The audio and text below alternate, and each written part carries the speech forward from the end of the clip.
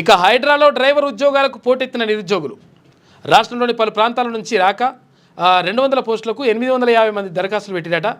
హైదర్ నగర్, పుప్పాలగూడలోని పలు ఆక్రమణలను కూల్చివేసిన హైడ్రా అని చెప్పేసి ఒక వార్త కనిపిస్తూ ఉంది. నిన్న హైదరాబాద్లోని బుద్ధ భవన్లో హైడ్రా కార్యాలయం వద్ద బారులు తీరిన నిరుద్యోగులు. జస్ట్ డ్రైవర్ పోస్టులు వేస్తా అంటే వేల మంది అక్కడికి తరలొచ్చిండ్రు. మొత్తం ఎక్కడికక్కడ వేల మంది. ఏం ఉద్యోగం అట్లా అంటే మళ్ళీ చిన్న డ్రైవర్ ఉద్యోగానికి సంబంధించి భారీగా వచ్చేసిందంట. ఇట్లా ఇంతమంది.